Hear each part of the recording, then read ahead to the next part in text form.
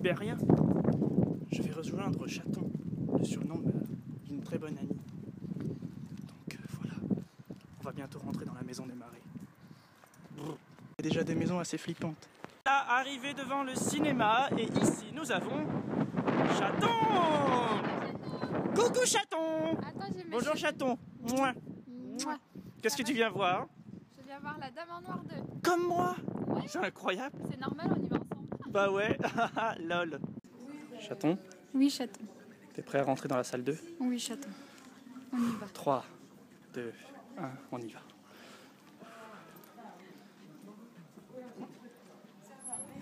Ouh. Mon Dieu.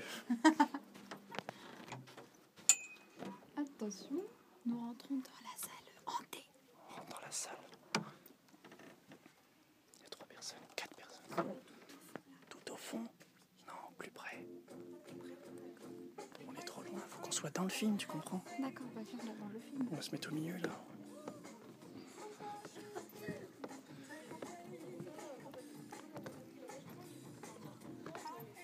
Voilà, on va se mettre là. On voit rien en fait.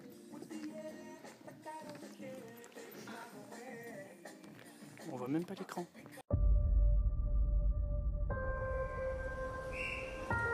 le monde est à bord? Où est-ce que vous allez? On s'en va à Crétine, Gifford. Ils n'ont plus de famille, alors on les emmène vivre dans une maison à la campagne. Est-ce que d'autres personnes vivent sur l'île? L'endroit est inhabité depuis des années. C'est ici, la maison du marais. De retour donc après avoir vu au cinéma La Dame en Noir 2, qui est un film que j'attendais avec quand même une certaine impatience. La Dame en Noir 2 qui fait suite à mon film d'horreur préféré, pas parce qu'il était avec Daniel Radcliffe, mais vraiment car le réalisateur avait réussi à instaurer dans son histoire une ambiance véritablement dérangeante, angoissante et très très oppressante. Tom Harper succède pour ce second film à James Watkins pour la réalisation, et Phoebe Fox succède à Daniel Radcliffe pour le rôle principal. Malheureusement, j'ai pas retrouvé au même niveau le côté vraiment malsain du premier, avec une angoisse moins bien véhiculée, et il y avait moins d'effets traumatisants, malgré quelques passages quand même très très bons.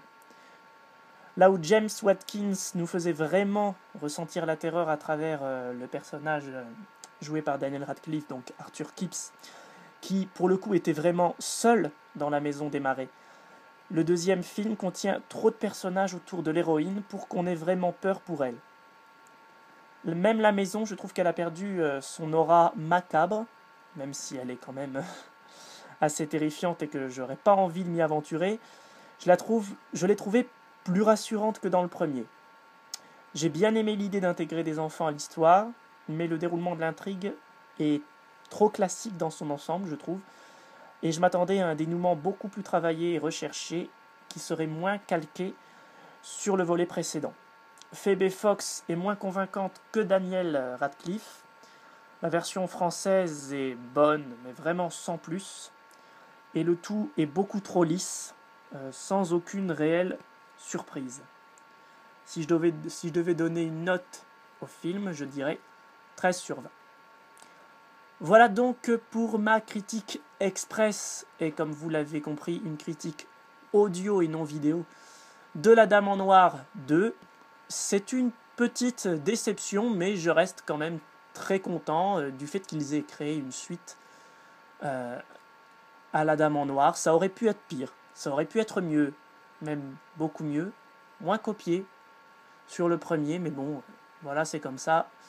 Le réalisateur a fait ce qu'il pouvait, étant donné que c'est tiré d'un roman. Il ne pouvait pas trop s'éloigner de l'histoire principale. Voilà. Merci donc de m'avoir écouté. Je vous dis à très bientôt pour une prochaine vidéo. Salut!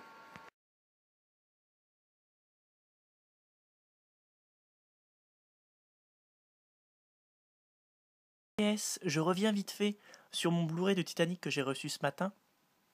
Alors, vous avez le fourreau qui est en carton, et ces imbéciles ont collé l'étiquette sur le carton. Alors, vous voyez un petit peu déjà comment que je vais galérer à enlever l'étiquette, Donc déjà le fourreau ne me sert à rien, il ira direct à la poubelle, donc voilà.